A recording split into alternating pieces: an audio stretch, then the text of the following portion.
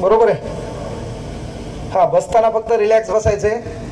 आपल्याला कुठलाही ताण नाही. 10-5 कोणाचे द्यायचे नाही, 10-5 कोणाचे घ्यायचे नाही. हा, बसताना असं रिलॅक्स बसायचं. आपल्या भावकीत कोणी मेलं नाही, काय नाही. त्यामुळे आपण कार्यक्रमाला कोणत्या आलो त्या कार्यक्रमातला उत्साह जशाला तसा राहिला पाहिजे.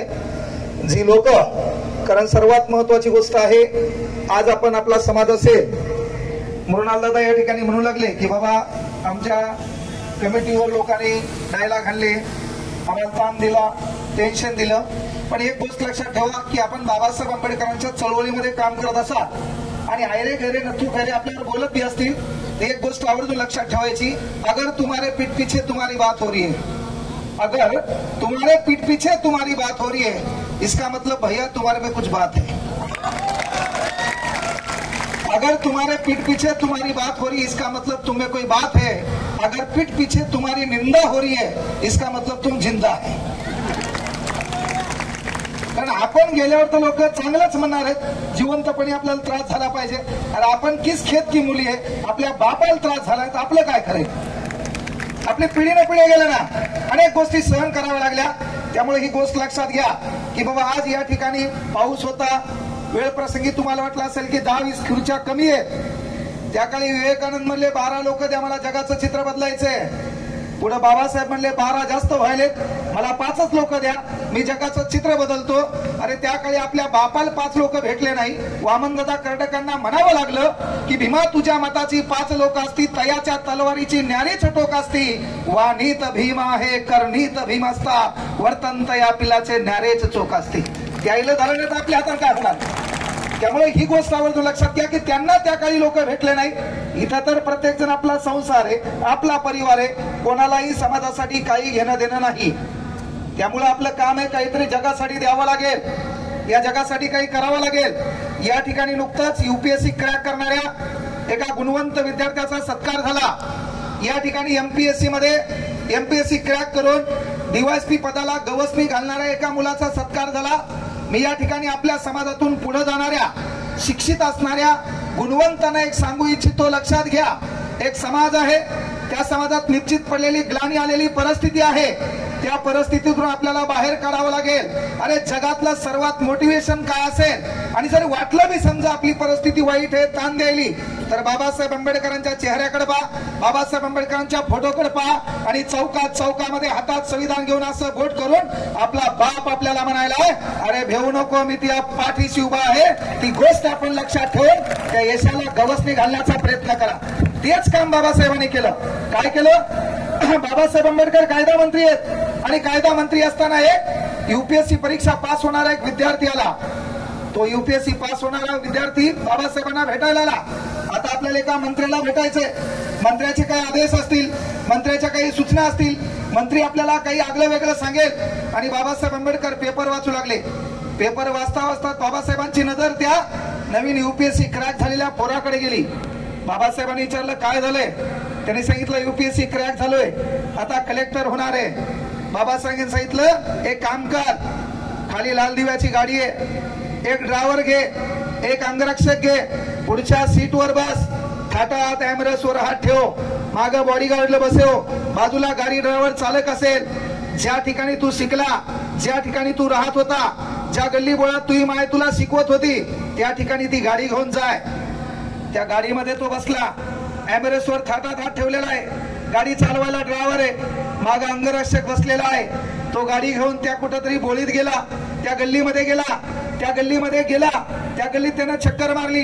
ड्रायव्हर खाली उतरला, बॉडीगार्ड खाली उतरला, त्यानं दरवाजा उघडला, थाटामध्ये आपल्या भीमाचं लेकरू खाली उतरलं. अख्खं गाव त्या लेकराकडे पाहत होतं. ते लेकरू पुन्हा त्या गाडीमध्ये बसलं आणि डॉक्टर बाबासाहेबांकडे आलं. बाबासाहेबांची चर्चा झाली, पोरगं निघून गेलं. पोराला प्रश्न पडला, माझ्या बापाने मला भेटायला बोलवलं, नेमकं कारण काय होतं. तर त्यामागं बाबासाहेबांची प्रेरणा होती. अरे जुन्या काळात कुठला तरी राजा असेल तर राजा दरबारात जो कोणी काम करेल, पुढं करेल, त्याला काही भेटायचं. पण या संविधान राज्यघटना कलम 16 आहे, अब राजा का बेटा राजा नहीं बनेगा, राजा वही बनेगा जो हकदार है. अब राजा वही बनेगा जो हकदार है. आणि म्हणून त्या ठिकाणी गेल्यावर होईल काय, ज्या गाडीमध्ये तू गल्लीत जाशील, ज्या गल्लीत गेल्यावर कुठंतरी एक काळ होता, तुझी माय कोणाच्या इथं कामाल होती, तुझा बाप कोणाच्या इथं कामाल होता, आपली मावशी कोणाचे तरी धुणे भांडे करायची, आपली चुलती कोणाच्या शेतात राबायला जायची. तू ठातात ज्या पद्धतीनं गाडीवरून गेला, ती गाडी उघडायला ड्रायव्हर होता, त्या ठिकाणी बॉडीगार्ड होता, तुझ्या मागे चालणारे लाखो लोक होते. तर या लोकांना कळू द्या की आता जगातला एक सर्वश्रेष्ठ ग्रंथ आहे. या देशात राष्ट्रपती पदाला गवसणी घालण्यासाठी देशातला कुठला धार्मिक ग्रंथ कामा पडत नाही, तर माझ्या बापानं लिहिलेलं संविधान कामा पडते. आणि त्या संविधानाच्या भरोशावर भांडे घासणारी एक बाई असेल, लोकांच्या शेतात राबणारी बाई असेल, जिचा बाप, ज्या पोराचा बाप, ज्या पोरीचा बाप कुठंतरी कोणाच्या शेतात कामाला असेल, त्याच्याही लेकराचे दिवस आता बदलणार आहेत. तेही लेकरू लाल दिव्याच्या गाडीत फिरणार आहे. आणि तिच्याकडे पाहून कुठली बाजूची बाई असेल, जिचं लेकरू कुठतरी शिकत असेल, तिलाही प्रश्न पडेल की आता वसिलेबाजीचं काम गेलं, माझ्या बापानं लिहिलेलं संविधान आहे, गोरगरिबाच्या घरातलं लेकरू कलेक्टर होईल, गोरगरिबाच्या लेकराचंही लेकरू डेप्टी कलेक्टर होईल, डीवायएसपी होईल. आणि हे जे दोन उदाहरणं ज्यांचा आपण सत्कार केलाय, हा कुठल्या धार्मिक ग्रंथामुळे नाही, आपल्या बापानं लिहिलेल्या राज्यघटनेच्या कलम 16 मुळे ही गोष्ट आपण लक्षात घ्यायची. आता आपलं काय खरं होतं, गावाच्या बाहेर कार्यक्रम होता आपला, आपलं खरं काय होतं, गावाच्या बाहेर कार्यक्रम होता आपला. 7 नोव्हेंबर 1900 मध्ये डॉक्टर बाबासाहेब आंबेडकरांना शाळेमध्ये दाखल केले. आणि 7 नोव्हेंबर 1900 ला बाबासाहेबांना शाळेत दाखल केल्यावर शाळेच्या पुढे एखादा हापसा असेल, शाळेच्या पुढे एखादं पाणी प्यायचा माठ असेल, तर त्या ठिकाणी प्रत्येक पाणी आपल्या हातानं गडवा घ्यायचा, ग्लास घ्यायचा, पाणी प्यायचा. पण जेव्हा अस्पृश्य नावाची जात आडवी आली, तेव्हा कोणीतरी चपरासी त्यांना पाणी वाटायला असायचा. वेळ प्रसंगी आला तर तो पाणी प्यायचा, नसेल तर तशीच भूक मारायची, पाण्याची ताण तशीच भागवायची राहायचं. त्या पाण्यावर विचार केला, वर्षानुवर्ष विचार केला. विचार करता करता लक्षात घ्या, 1908 वर्ष उजाडलं. अस्पृश्य समाजातून डॉक्टर बाबासाहेब आंबेडकर मॅट्रिक परीक्षा पास होणारे पहिले व्यक्ती ठरले. मॅट्रिक परीक्षा पास झाल्यावर गौतम बुद्धांचं चरित्र अर्जुन केळुस्कर गुरुजीकडून भेट मिळालं, त्याच्यातून त्यांच्या जीवनावर प्रभाव पडला. पण पुढे शिक्षणाची समस्या निर्माण झाली. मग शिक्षण घ्यायचंय कसं पहा, ज्या लेकराला शाळेमध्ये शिक्षण घेताना पाण्याच्या प्रश्नासाठी भिडावं लागलं, पुस्तकासाठी लढावं लागलं, परिस्थितीशी भांडावं लागलं, तोच दिवस 2017ला या भारत सरकारला झुकून बाबासाहेबांच्या शाळेतला पहिला दिवस राष्ट्रीय विद्यार्थी दिवस म्हणून साजरा करावा लागला. ही काही साधी सुधी गोष्ट नाही. आपल्या वाट्याला जरासा संघर्ष आला, आपल्या वाट्याला जरासी परिस्थिती वाईट आली, आपण मोकार डायलॉग घालतो. एखादं काय म्हणतंय मला माहिती नाही, वयवर्ष 2 आहे, आईचं छत्र हरवलेलं आहे, आपली समस्या कोणाला सांगता येत नाही, बाहेर गेल्यावर जातीयतेचा किडा आहे, कुठं काय समस्या आहे काय चाललंय माहित नाही, त्याच्यातून पाण्याचा प्रश्न आहे, पुस्तकाचा प्रश्न आहे. पण आज ॲटिट्यूडचा इतिहास जर आपण पाहिला, आज जरासं आपले कपडे बदलले, आपलं राहणीमान बदललं, आपलं थोडंफार महत्वाची गोष्ट शरीर रचना चांगली असेल तर आपल्याला आगळा वेगळा ॲटिट्यूड येतो. पण आपल्याला गल्लीतही कोणी ओळखत नाही. एवढ्या मोठ्या भंडाऱ्या जिल्ह्यामध्ये ओळख करायची तर साधी सुधी गोष्ट नाहीये. पण ज्या पोराला शिकायला अडचणी आल्या, ज्या पोराला पुस्तक घ्यायला अडचणी आल्या, लक्षात घ्या ॲटिट्यूड कहायला म्हणतात. शाळेतला पहिला दिवस तर भारत सरकारनं विद्यार्थी दिवस म्हणून साजराच करावा लागला. पण ज्या पोराला शाळेत शिकताना अडचणी आल्या, अशी भारतातली कुठलीच शाळा नाही ज्या शाळेच्या मुख्याध्यापकाच्या पाठीमागे आपल्या बापाचा म्हणजे डॉक्टर बाबासाहेब आंबेडकरांचा फोटो नाही. ज्या पोराला शिकताना पुस्तक वाचताना अडचणी आल्या, अरे भारतातला असा कुठला शाळेचा वर्ग नाही त्या वर्गातल्या पाठ्यक्रमात डॉक्टर बाबासाहेब आंबेडकर यांच्या नावावर पाठ्यक्रमामध्ये धडा नाही. ज्या बापाला मंदिरात प्रवेश नाकारला, ज्या बापाला देवळात येऊ दिलं नाही, असं कुठलं गावच नाही भारतात. त्या भारतातल्या प्रत्येक गावात थाटात आपला बाप असा हात वरती करून हातात संविधान घेऊन उभा आहे. याला म्हणतात ॲटिट्यूड. आपलं ॲटिट्यूड दुसरंच आहे. इथं बसलेल्या पोरांनी त्या 2 पोरांचा आदर्श घ्यायचा आहे. आपला समाज शिकला पाहिजे, समाज प्रगल्भ झाला पाहिजे. जयंती कमिटीला पण विनंती आहे, जयंत्या साजऱ्या करा, डीजे लावा. ते नाचण्याचं स्वातंत्र्य पण संविधानाने दिले आपल्याला. नाही तर आपलं काय धमक होती. कांगणे सर इथं बोलायलेत, हे कांगणे सरला जर पाहिलं तर जातीयतेनुसार अधिकार नव्हता.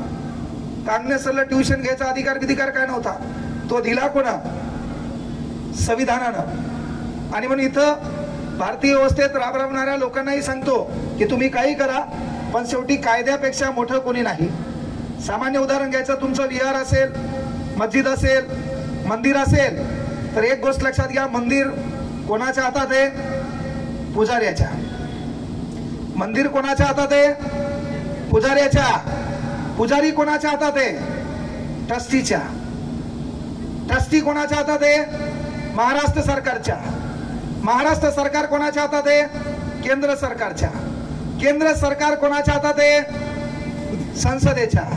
संसद कोणाच्या हातात आहे? राष्ट्रपतीच्या.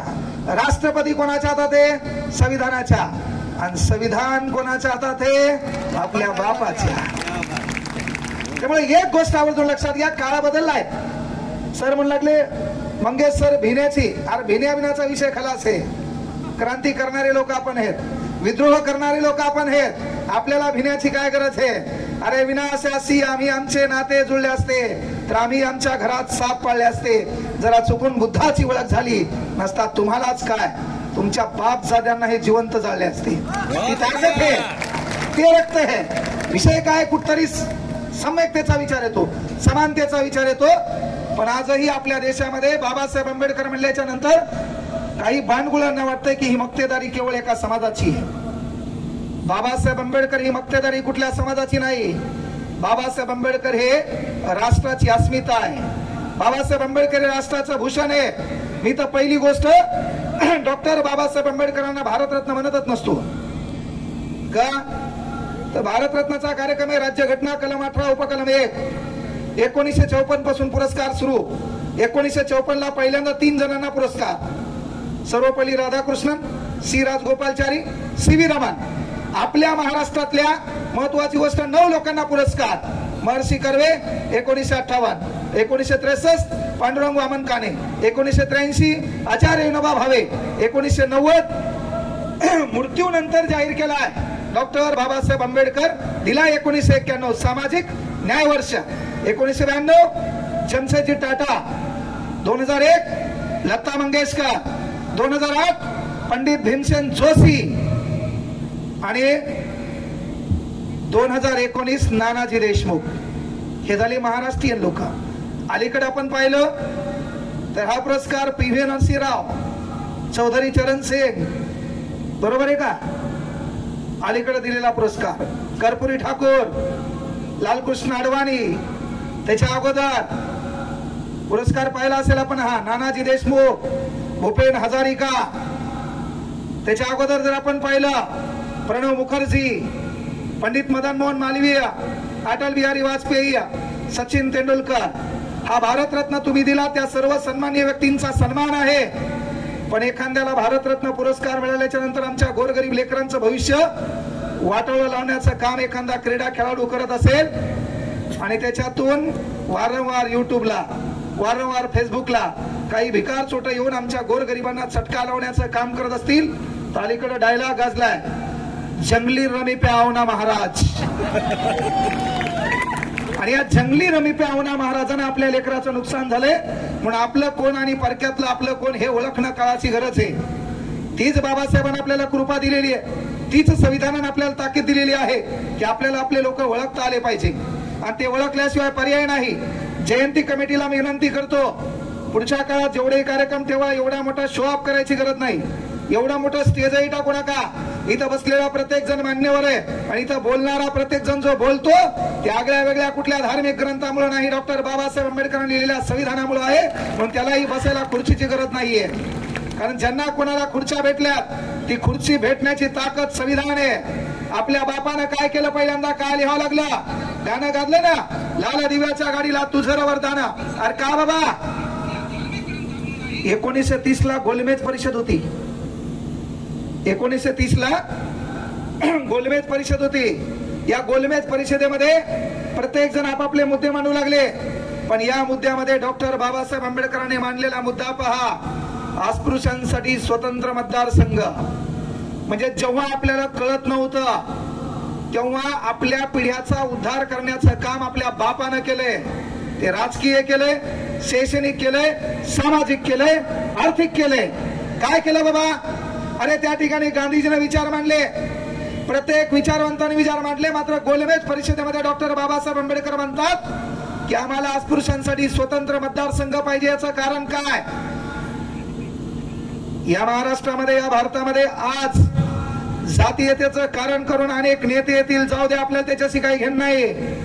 पण या नेत्यांनाही आपल्याला ओळखता आलं पाहिजे. नाही तर व्हायलंय काय? नेता तुमची जात पाहून तुमच्याबद्दल ती भाषा वापरायलाय. तुमच्या घरामध्ये एखादा नेता आला आणि तुमच्या घरात अण्णाभाऊ साठेचा फोटो दिसला की ते डायलॉग राहिले, जय लहूजी. आपल्याला वाटले बेना आपलंच आहे. ते बाहेरून आला, त्याला आपल्या घरामध्ये फोटो दिसला छत्रपती शिवाजी महाराज, ते डायलॉग म्हणाले, जय जिजाऊ. आपल्याला वाटले बेना आपलंच आहे. जय शिवराय. आपल्याला वाटलंय पक्क बेना आपलंच आहे. घरामध्ये फोटो दिसला बाबासाहेब आंबेडकरांचा, ते डायलॉग म्हणाले, जय भीम. आपल्याला वाटले बेना आपलंच आहे. म्हणजे आपल्या वागण्यावरून आपण ज्या ज्या महापुरुषांवर बोलतो त्याच्यावरून आपली जात ओळखण्यात आली. पण या महापुरुषांची कुठली जात वेगळी नव्हती. नुकतंच पाहिलं आपण की डॉक्टर बाबासाहेब आंबेडकर यांचे गुरु आहेत गौतम बुद्ध, त्यांचे गुरु आहेत संत कबीर, त्यांचे गुरु आहेत महात्मा ज्योतिबा फुले, आणि महात्मा ज्योतिबा फुले यांचे गुरु आहेत छत्रपती शिवाजी महाराज.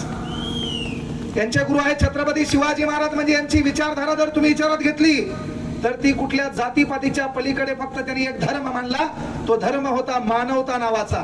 तो मानवता धर्म प्रस्थापित झाला पाहिजे, तो टिकला पाहिजे, म्हणून या लोकांनी लढा दिलाय. आता आज घराकडे जा, घरी गेल्यावर एकदा तपासा, आपल्या घरामध्ये आपल्या पंजोबाचा फोटो नाही. आपल्या घरामध्ये आपल्या पंजोबाचा फोटो नाही, म्हणजे आज्याच्या वडिलाचा फोटो नाही.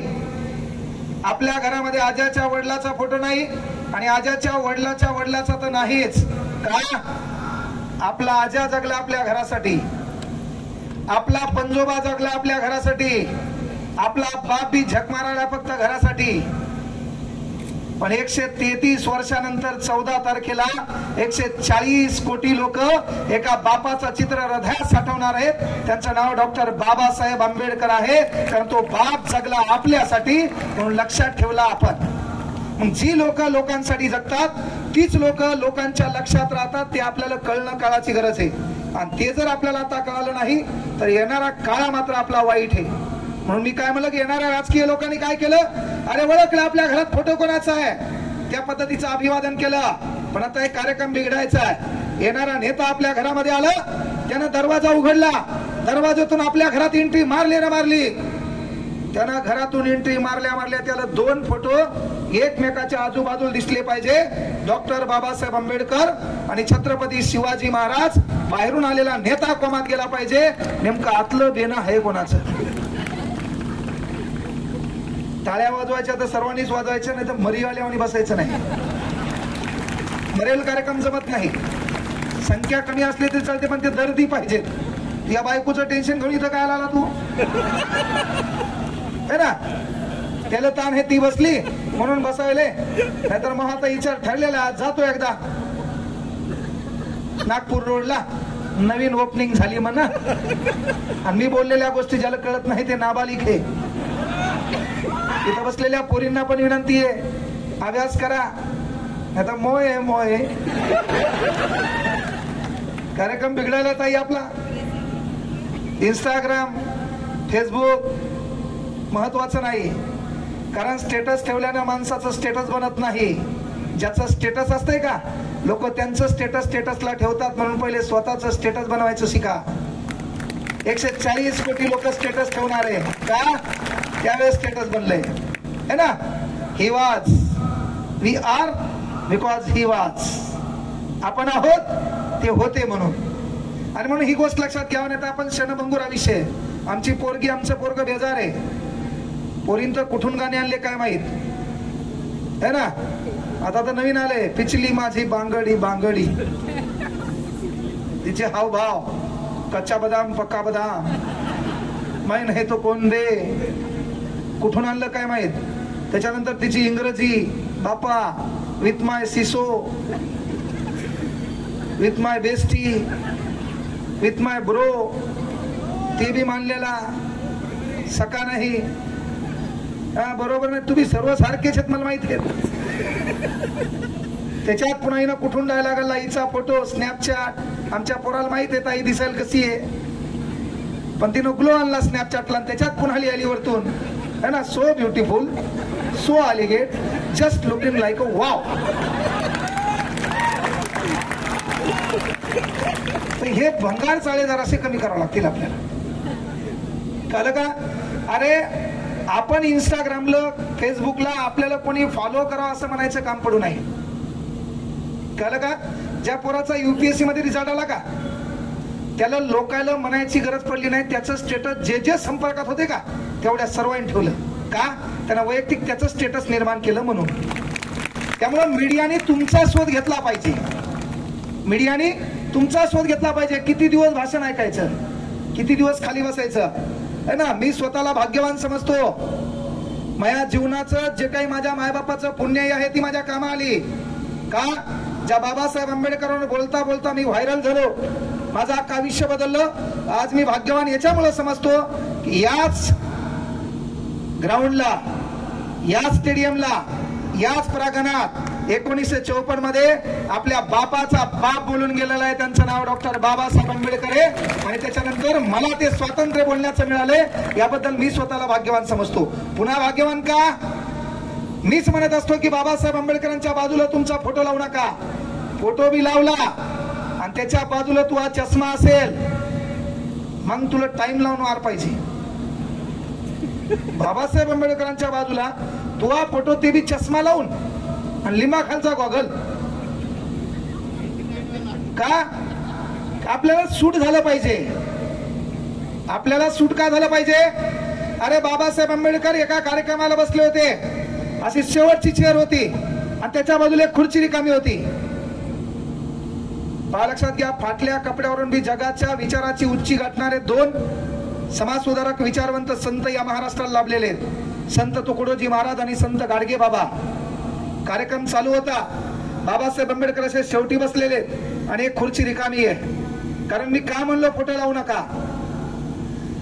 संत गाडगे बाबाची भाषण चालू असताना कार्यक्रमामध्ये एंट्री झाली. विचार मंचावर जो काही निवेदक होता, सूत्रसंचालक होता, तो वारंवार बोलत होता, या महाराष्ट्राचं विभूषण ज्यांनी दिवसा ढवळ्या गावातील घाण साफ करून रात्री कीर्तनाच्या माध्यमातून लोकांच्या डोक्यातील घाण साफ केली, ते राष्ट्रसंत संत गाडगे बाबा यांना विनंती करतो की आपण विचार मंचावर यावं. संत गाडगे बाबा असे खाली उभे आहेत, त्यांनी विचार मंचावर पाहिलं. विचार मंचावर एक खुर्ची रिकामी आहे आणि ती खुर्ची बाबासाहेब आंबेडकरांच्या बाजूची आहे. 2 मिनिटं झाला, संत गाडगे बाबा जागीच उभे राहिले आणि पुन्हा त्या सूत्रसंचालकांनी विनंती केली की मी संत गाडगे बाबांना विनंती करतो की आपण विचार मंचावर यावं. प्रश्न निर्माण झाला. 2 मिनिटं झाले, पुन्हाही संत गाडगे बाबा जागीच उभे आहेत. शेवटी विचार मंचावरला एक वक्ता खाली गेला आणि संत गाडगे बाबांना विनंती केली की महाराज चला विचार मंचावर बसा, तुम्ही पण चांगलं काम करताय. तेव्हा संत गाडगे बाबांनी सांगितलं मी ती विचार मंचावर मी बसू शकत नाही. काहीच्या डोक्यात नापिक विचार आले. काहीला वाटलं संत गाडगे बाबा हिंदू साधू आहेत, संत गाडगे बाबा हिंदू महाराज आहेत आणि मग कदाचित बाबासाहेब विचार मंचावर बसलेले आहेत, जात आडवी आली असेल म्हणून बाजूच्या खुर्चीवर संत गाडगे बाबा बसायला तयार नाहीत. तेव्हा पुन्हा विचार मंचावरला मान्यवर वारंवार म्हणत होता की गाडगे बाबा तुम्हाला विनंती करतो, विचार मंचावर एक खुर्ची पण शिल्लक आहे, चला तुम्ही बाजूला बसा. तेव्हा संत गाडगे बाबाने दिलेलं उत्तर आहे, मी एक फाटका साधू, मी दिवसभर कीर्तन करतो, लोकांच्या डोक्याला कुठतरी प्रेरणा देतो. अरे पण तिथं ज्ञानाचं प्रतीक बसले, त्यांच्या बाजूला बसायची मही लायकी नाही, त्यांच्या बाजूला बसायची माझी लायकी नाही. म्हणून ते आपल्यासाठी अभिमानास्पद आहे, ती राष्ट्राची अस्मिता आहे, राष्ट्राचं भूषण आहे. त्यांच्या बाजूला आपला फोटो असावा, त्याच्यात काय हरकत नाही, पण फोटो लावण्याच्या पद्धती असाव्यात. नाही तर बाबासाहेब आंबेडकरांचा इकडे चेहरा आणि तुला म्हणले ह्या गडद ब्लॅक गॉगल घालून त्याच्याकडे पाहून चेहरा, तर मग तुला झोपेत काहीतरी व्हायला पाहिजे. परिवर्तन आपण नाही केलं तर परिवर्तन करणार कोण आहे? भाषणाने महाराष्ट्र सुधरत नाही. मी वारंवार म्हणत असतो हे भाषण म्हणजे टाइमपास झालं. माझा जन्म होण्या अगोदर इंदोरीकर महाराज नाव ऐकलं असेल.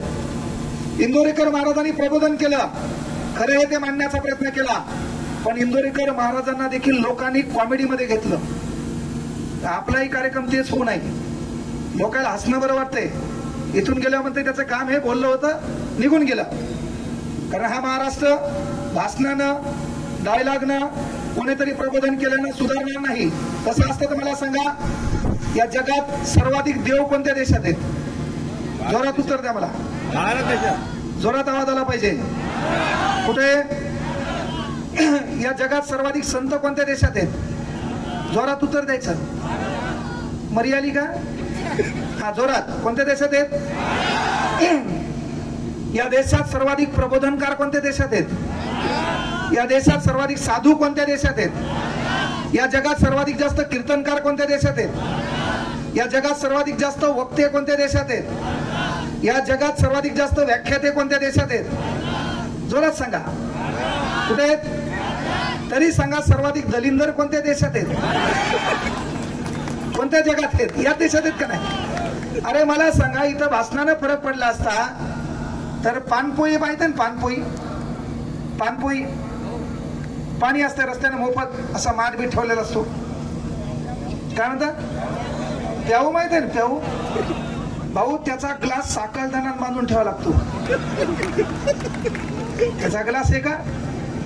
आणि मग काय धतुरा प्रबोधन होणार आहे? बँका माहिती आहे ना? बँका, त्या बँकेनं 2 रुपयाचा पेन सुतुळीन बांधून ठेवावं लागते. काय ना? सुतुळीना. जपान जर्मनीचे लोक ट्रेन मध्ये जाताना नवरा बायको समजा जर फिरायला निघले ना, सुई आणि धागा सोबत घेतात. कोणत्या गाडीत बसले, गाडीचं एखादं सीट फाटलेलं दिसलं तर ते सीट ठेवून शिवून टाकतात. ट्रेन मध्ये बसले, एखादं सीट उसवलेलं दिसलं तर ते शिवून टाकतात. आपल्या इथे माता माऊली आणि आपल्या इथला टग्या हा जर ट्रेन मध्ये बसला, एसटीत बसला, सीट फाटलेलं आहे का पाहतो. पहिले एक बोट घालतो, दुसरं घालून पाहतो, तिसरं घालून पाहतो. जोपर्यंत आतला पुठ्ठा हातात येत नाही, सीट पूर्ण हातात येत नाही, तोपर्यंत थांबत नाही. काय परिवर्तन करणार भाऊ? जिल्हा परिषद शाळेच्या फरच्या कोण गायब केल्या रे? जिल्हा परिषद शाळेचे पत्र कोण गायब केले? अरे घंटी ऐकली तुम्ही गारीगारीवर. परिवर्तन येणं होणार आहे का? म्हणून परिवर्तन भाषणानं होणार नाही. इथं बसलेल्या कमिटीतल्या लोकांना विनंती आहे, येणारा कार्यक्रम याच्यापेक्षा मोठा होईल. कार्यक्रम प्रबोधनात्मक असेल, पण प्रबोधनानं बदलत असताना पहिल्यांदा स्वतःची नीतिमत्ता चांगली पाहिजे. आपल्या खिशामध्ये पैशाचा खळखळाट असावा, मात्र त्यामागं कुठल्याही गोरगरिबाचा तळतळाट नसावा. नोकरीत लागलेल्या लेकरांना विनंती आहे, काही करा. आपला कास्तकरी बाप आहे, शेतकरी बाप आहे, वारंवार शेतात राबतो आणि 7,000 रुपये क्विंटल त्याच्या कापसाला भाव नाही. त्याची 7/12 लिहून घेण्यासाठी जर एखादा भिकारचोट 70,000 रुपये पगार घेऊन 100 रुपये मागत असेल तर कुठतरी महात्मा फुले यांनी दिलेलं शिक्षण कुठतरी लयात चाललंय हे आपल्याला माहीत घ्यावं लागेल. चुकायलंय कुठतरी आपला. त्यांचा लढा वेगळा होता, तुम्ही शिका. कशासाठी? तर निश्चित पडलेला समाज पुढे आला पाहिजे, त्या समाजाला काही शिकता आलं पाहिजे, त्या समाजाला बोलता आलं पाहिजे. इथं बसलेली कमिटी आहे, कमिटीने विनंती करायलो, येणाऱ्या काळात हे फोकस नाही लावले चालतंय. इथल्या लोकांना खुर्च्या नसल्या तरी चालतंय का? तर उच्चतम खुर्चीवर बसण्याची ताकद आपल्या बापांनी दिली. बाबासाहेब आंबेडकरांनी कोणाला शिवी दिली नाही, बाबासाहेब आंबेडकरांनी कोणाला चापट मारली नाही, बाबासाहेब आंबेडकरांनी कधी कोणावर काठी उगारली नाही. फक्त दिमाखाना कार्यक्रम केलाय, फक्त दिमाखाना.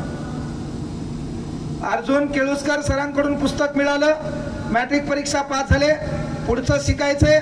सयाजीराव गायकवाड यांची ओळख झाली, सयाजीराव गायकवाडांनी स्कॉलरशिप जाहीर केली, पण सांगितलं तुम्ही अमेरिकेला शिकायला जा. अमेरिकेला शिक्षण झाल्यावर तुम्हाला मोबदला म्हणून आमच्या दरबारात तुम्हाला काम करावं लागेल, तुमच्या ज्ञानाचा आम्हाला काहीतरी फायदा झाला पाहिजे. बाबासाहेब आंबेडकर यस म्हटले. बाबासाहेब आंबेडकर कोलंबियाला गेले, त्या ठिकाणी शिक्षण पार पडलं. 1913ला रिटर्न आले आणि ठरल्याप्रमाणे सयाजीराव गायकवाड यांच्या संस्थानात काम करू लागले. इकॉनॉमिक्स नावाचं खातं आहे, बढियापैकी सांभाळायलेत. राजा आहे, बडोदा नरेश आहेत, त्यांच्या प्रत्येक कामकरी करणाऱ्या लोकांच्या कॅबिन आहेत. अर्थ विभागाची कॅबिन आहे, आरोग्य विभागाची कॅबिन आहे, बांधकाम खात्याची कॅबिन आहे, अर्थ विभागाची कॅबिन आहे. आणि त्या कॅबिन मध्ये त्या काळी तिथं काही सेवक आहेत, काही नौकर आहेत. ते नौकर काय करायचे? चहा घ्यायचे. ते नौकर काय करायचे? पाणी घ्यायचे. 2 वर्ष बाबासाहेबांनी त्या ठिकाणी काम केलं. प्रत्येक कॅबिन मध्ये चहा गेला भाऊ, प्रत्येक कॅबिन मध्ये पाणी गेलं. अर्थ विभागाची कॅबिन आहे, त्या 2 वर्षात तिथं चहा गेला नाही, कॅबिन मध्ये पाणी गेलं नाही. जातीयता होती, राजाच्या पुढं पुढं करणारे काही लोक होते. त्या लोकांचं म्हणणं आलं असेल विद्वान पंडित, पण जात आडवी आली. त्या 2 वर्षामध्ये आपल्या बापाला कोणी पाणी पाजलं नाही, आपल्या बापाला कोणी चहा दिला नाही. आपल्या बापानं काय केलं? राज्यघटनेमध्ये भाग क्रमांक 3 आहे, फंडामेंटल राईट्स, मूलभूत अधिकार, कलम 14, कायद्यासमोर सर्व समान आहेत. जुन्या काळात काय होतं भाऊ? एखाद्या जेंट्स कडून एखाद्या महिलेचा विनयभंग झाला, त्यानं त्या महिलेकडे वाकड्या नजरेनं पाहिलं तर त्या माणसाला 18 रुपये दंड होता. त्या माणसाला 18 रुपये दंड होता. मग पैसा आपल्याकडे होता का? नाही. आपण तर गावाच्या बाहेर होतो. आपल्या हातात काय होती? काठी. आपल्या बाईनं नेसलेलं लुगडं कुठपर्यंत होतं? गुडघ्यापर्यंत. आपल्या बापानं काय केलं? 20 मार्च 1927 ला चौदार तळ्याचा सत्याग्रह केला का? तर आपल्या बापानं पाण्याचा सत्याग्रह नाही केला. पहिल्यांदा लक्षात घ्या, या गुलामगिरीच्या विरोधात उफटलेला पहिला बंड कोणता असेल तो चौदार तळ्याचा सत्याग्रह बाबासाहेबांचा. पहिल्यांदा आपल्या बायांना सांगितलं की आपल्या घोट्यापर्यंत लुगडे काय करा? नेसा. हातातली काठी बाजूला सारा का? हे काठी आणि आपलं हे वरचं लुगडं